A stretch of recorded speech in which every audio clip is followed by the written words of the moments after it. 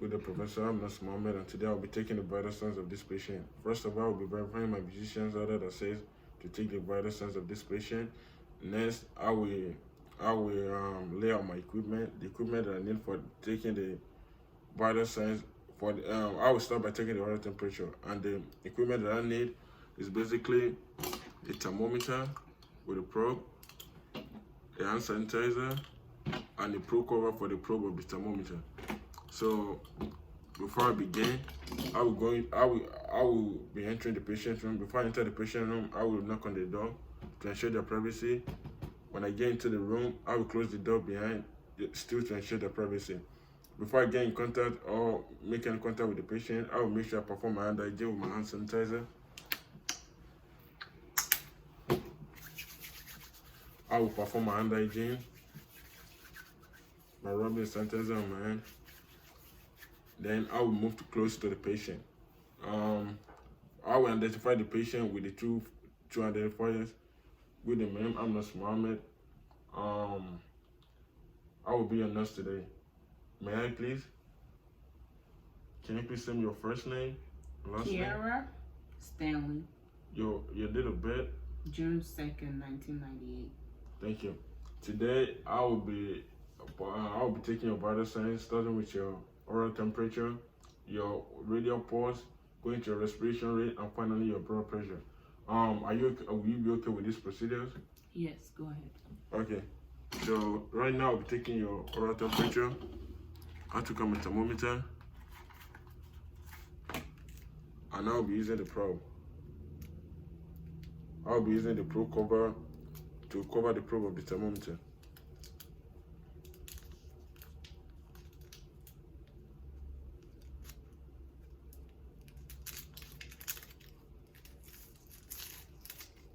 Excuse me, do you mind opening your mouth for me, please?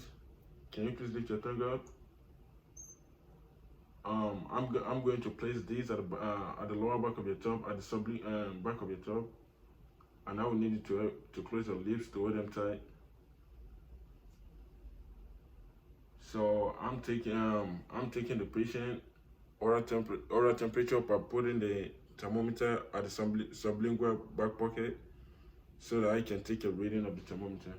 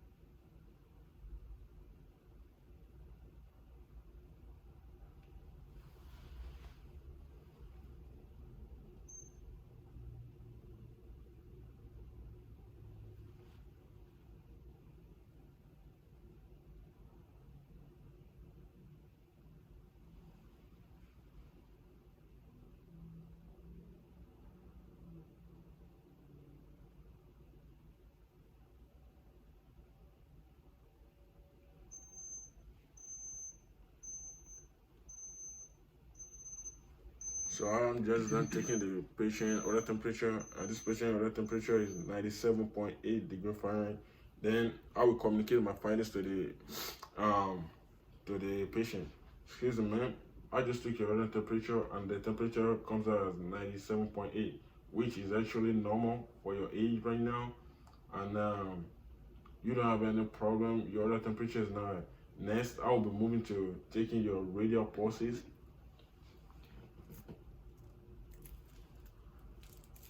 So when I'm done taking the oral temperature, I will discard the probe. I will return the thermometer back to the charging unit. Then I will move to the next vital sign. The next vital signs that I will be taking will be the radial pulses. So before I start the radial pulses, what I need to take the radial pulses is my hand sanitizer to perform my hand hygiene, then my wristwatch. So to take the radial pulse, the patient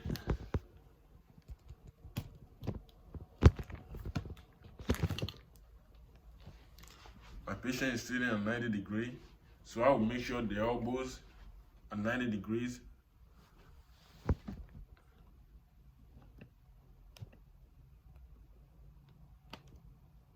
The elbows are 90 degrees and the hands are also 90 degrees. And the hands are pronated and flexed. So to start, I will use my hand and rub it along the groove of the patient's thumb into our inner wrist, because I'm trying to locate the radial pulse right now. Yeah, I just located radial pulse.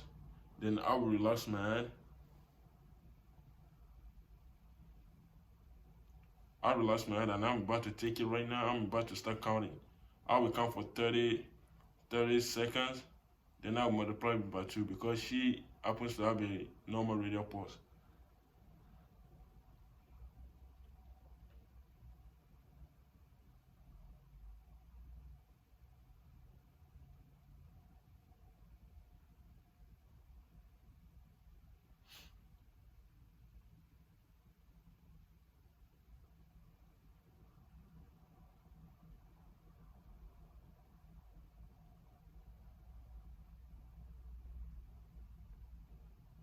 Yeah, I was just taking the temperature, the radial pulse, and I will be telling this patient the radial pulse.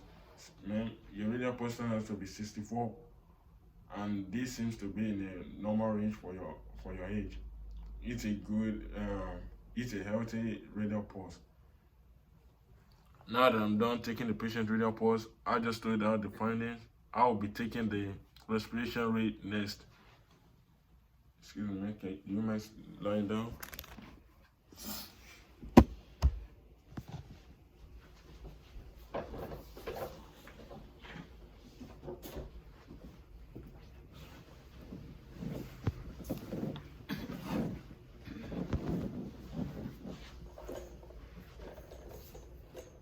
So I'm about to take the radial pulse now. My patient is lying down. So the first thing to the equipment that I need for this is still a second wristwatch, where we use for my timing and my sanitizer that I use to perform the hand hygiene. I performed the hand hygiene in my 40 vital signs, and I'm still using that because I'm still treating the patient. So to start with this, I will first of all make sure the patient is in a comfortable position. Excuse me, man. Are you in a comfortable position right now? Yes. Okay.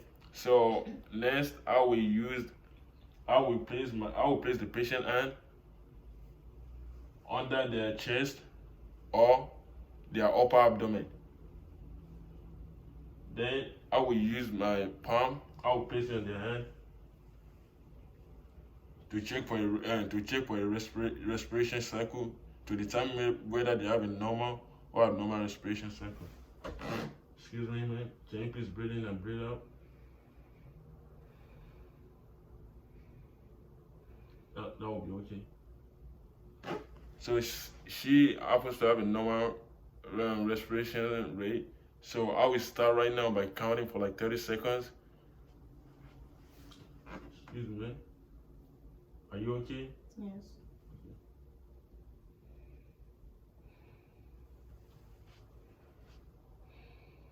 Can you start? No, you don't need to break. Just stay right there. So I will start by counting the patient respiration rate right now. I'm using my time watch to look. Now I'm starting.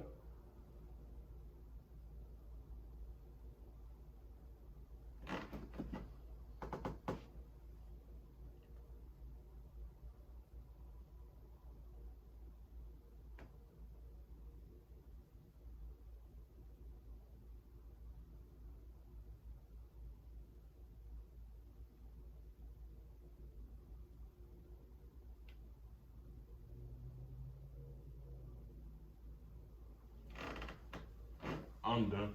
Now that I'm done taking the patient respiration rate, I would do my calculation she had a normal respiration rate, so I did it for 30 seconds, and it turns out that she has a respiration rate of 12, which is really normal, which is good for her age. Now I'll be going to take the patient blood pressure. Can you come in, man?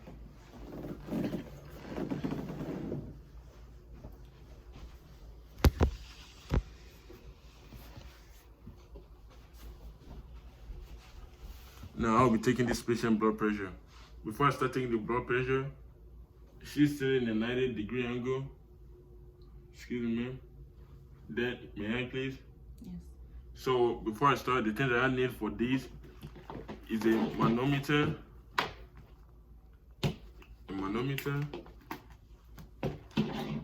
a stethoscope, my time watch, and the hand sanitizer. So before I start, I did my hand sanitizer. When I started, I used my hand sanitizer already. So I will just start on the patient right now. May I please? I will be checking the patient brachial pulse.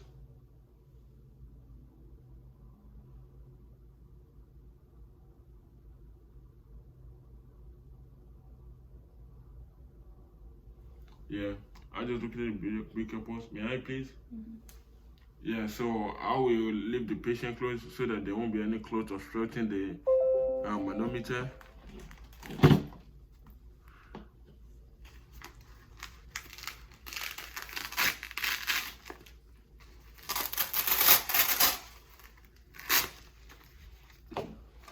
I will make sure I place the manometer like 1.5 each away from the brachial artery.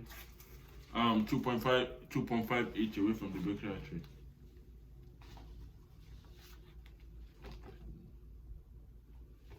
Yeah.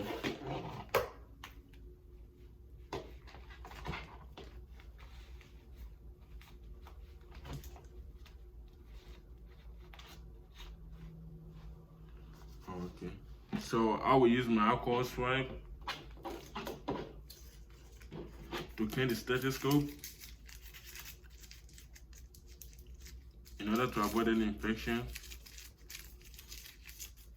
Now that I'm done with that, I will pump it for the brachial artery again. Yeah, I just located the brachial artery. Then I will pull my stethoscope over the brachial artery.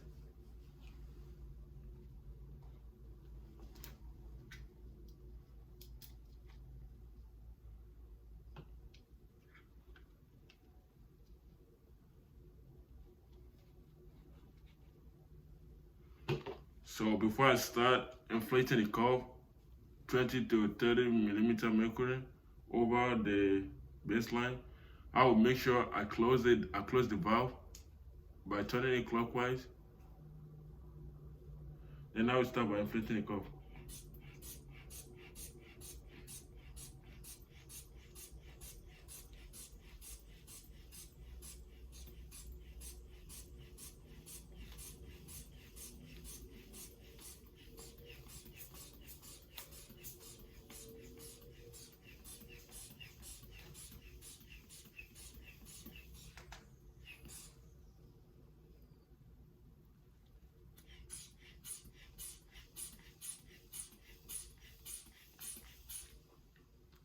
Yeah, so that since since it's over the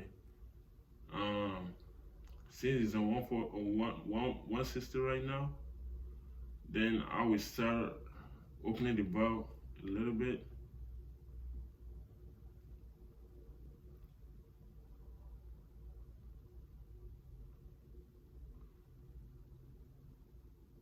Yeah. I just say the first critical cough sound, which is also known as the systolic pressure sound.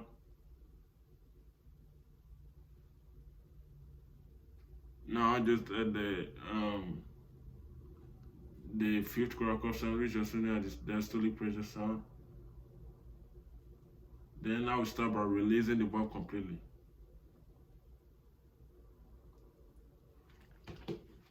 Now that I'm done, I will discuss my finding with the patient. Ma'am, I just took your blood pressure and it turns out to be 115 over 75, which is actually in a good range for your age. So I would tell you to keep up the good health and overall, and make sure you keep up the good diet, keep exercising, and your vital signs altogether will be perfect. Thank you, and this will be the end of my video.